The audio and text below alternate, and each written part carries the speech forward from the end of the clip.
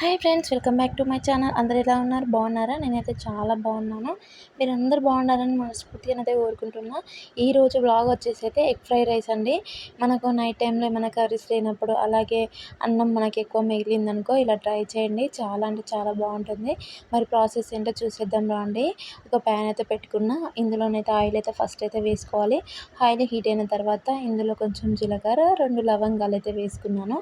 వేసుకున్న తర్వాత ఒక 3 పచ్చిమిర్చి పొడుగ్గా కట్ చేసుకొని వేసుకున్నా. ఇక నెక్స్ట్ అయితే ఆనియన్స్ కట్ చేసి పెట్టేసుకున్నాను. ఇందులో కొంచెం కరివేపాకు కూడా వేసుకోండి. కరివేపాకు వేయడం వల్ల చాలా మంచి స్మెల్ అండ్ హెల్త్కి కూడా చాలా మంచిది కదా. కరివేపాకు అయితే ఖచ్చితంగా యూజ్ చేయండి కర్రీస్లల్లో అండ్ ఎగ్ ఫ్రైడ్ రైస్ ఇలాంటివి ఏమైనా చేస్తున్నప్పుడు. కరివేపాకు అనేది మనకు మంచిదండి, హెల్త్కి మంచిది. అలాగే మనకు స్మెల్ కూడా బాగా వస్తుంది కరివేపాకు వేయడం వల్ల. ఈ విధంగానైతే ఫ్రై చేసుకోండి. అలాగే క్యారెట్ ముక్కలు అయితే చిన్న చిన్నగా కట్ చేసుకొని వేసుకోండి. క్యారెట్ ముక్కలతోని కొంచెం మంచిగా ఉంటుంది అన్నమాట ఫ్రైడ్ రైస్. ఇక ఇప్పుడైతే 2 ఎగ్స్ అయితే తీసుకున్నాను అనమాట. 2 ఎగ్స్ ఇలా కొట్టి పెట్టాను. చూడండి ఇలానైతే మొత్తం చేసుకోవాలన్నమాట. మనకు కారం అవన్నీ వేస్తాం కదా. ఫస్ట్ అయితే మనం ఎగ్స్ అయితే అందులో వేయాలి. చాలా అంటే చాలా టేస్టీగా ఉంటుంది. మీరు ఎలా చేస్తారో కామెంట్ చేయండి. అలాగే ఎలా ఉందో కూడా ఖచ్చితంగా కామెంట్ చేసి నాకైతే చెప్పండి.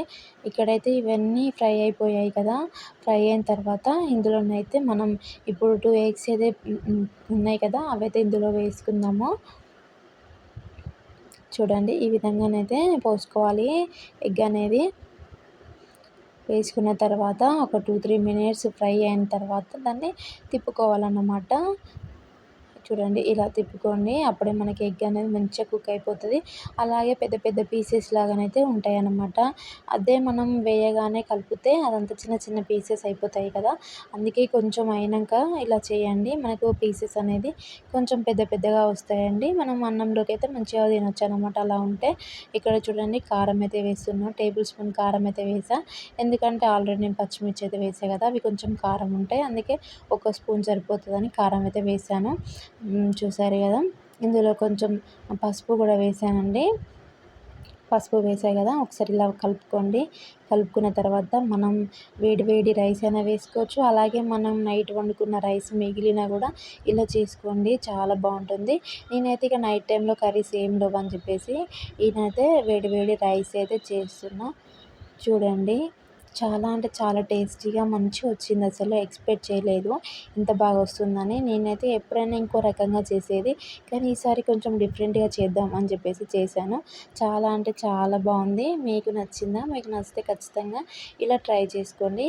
ఒకసారి మొత్తం కింది పోపు అంతా మనం అన్నానికి పట్టే విధంగా మంచిగా కలుపుకోండి. రైస్ అనేది మొత్తం కలిగిపోవాలన్నమాట. ఈ విధంగా చేసుకోండి. చేసుకున్న తర్వాత ఇందులో కొంచెం సాల్ట్ వేసుకోండి. సరిపడా సాల్ట్ వేసుకోండి. మీకు తెలుస్తుంది కదా మన రైస్ ఎంత ఉంది, దాన్ని బట్టి సాల్ట్ అయితే వేసుకోండి. చాలా బాగుంటుంది. తప్పకుండా ఈ విధంగా ట్రై చేయండి.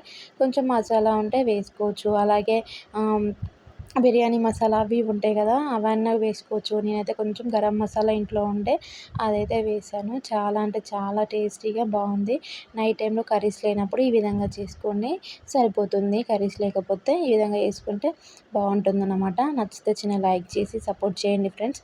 వీడియో నచ్చితే చిన్న లైక్ చేయండి. అలాగే మీ ఫ్రెండ్స్ అందరూ షేర్ చేసి మా ఛానల్ని సబ్స్క్రైబ్ చేసుకోండి. ఎలా ఉందో కామెంట్ చేయండి.